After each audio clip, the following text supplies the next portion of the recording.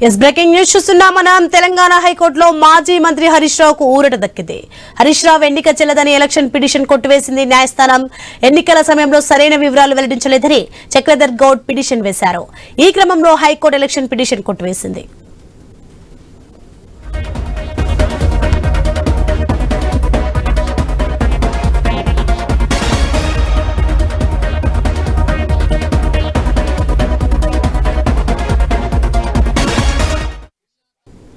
Breaking news చూస్తున్నాం మనం. తెలంగాణ హైకోర్టులో మాజీ మంత్రి హరీష్ రావుకు ఊరట దక్కింది.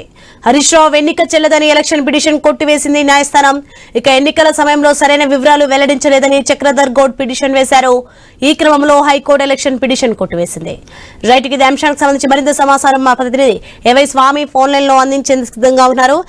స్వామి, చెప్పండి, తెలంగాణ హైకోర్టులో మాజీ మంత్రి హరీష్ రావుకు ఊరట దక్కినట్లు చూస్తున్నాం. దీనికి సంబంధించి పూర్తి డీటెయిల్స్ ఏంటి? బీఆర్ఎస్ పార్టీ సీనియర్ నాయకులు సిద్దిపేట ఎమ్మెల్యే హరీష్ రావు ఎన్నిక చెల్లదంటూ ఆయన పైన పోటీ చేసినటువంటి చక్రధర్ గౌడ్ హైకోర్టును ఆశ్రయించారు. ఎలక్షన్ సమయంలో హరీష్ రావు సరైన వివరాలు వెల్లడించలేదని చెప్పేసి పిటిషన్ లో వేయడం జరిగింది. గత కొద్ది కాలంగా హరీష్ రావు పైన లీగల్ పోరాటం చేస్తున్నటువంటి చక్రధర్ గౌడ్ పిటిషన్ ని హైకోర్టు డిస్మిస్ చేసింది. ఒకవైపు చక్రధర్ గౌడ్ గత కొద్ది సంవత్సరాలుగా సిద్దిపేటలో హరీష్ రావు పైన రాజకీయంగా పైచేయి సాధించాలని ప్రయత్నం చేస్తున్నారు. అక్కడ ఉన్నటువంటి ఆయన స్థానికంగా రాజకీయంగా ఆయనతో ఎదుర్కొనే కోసం పోటీ పడుతున్నారు. పలు కేసులకు సంబంధించిన విషయంలో కూడా హరీష్ రావును టార్గెట్ చేస్తూ ఇప్పటికే పోలీస్ స్టేషన్ లో ఫిర్యాదులు చేశారు.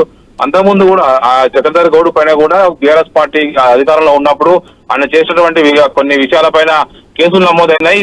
ఆయన కూడా కేసులు ఫేస్ చేస్తున్నారు. ఇలాంటి పరిస్థితుల్లో మొన్న ఎలక్షన్స్ లో హరీష్ రావు వరుసగా 7 సార్లు సిద్దిపేట నుంచి ఎమ్మెల్యేగా గెలుపొందుతున్నారు. ఆయన సీనియర్ మంత్రిగా పనిచేశారు.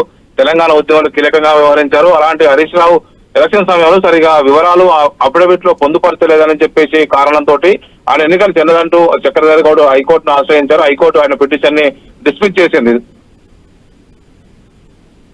Okay, right, thank you Swamy.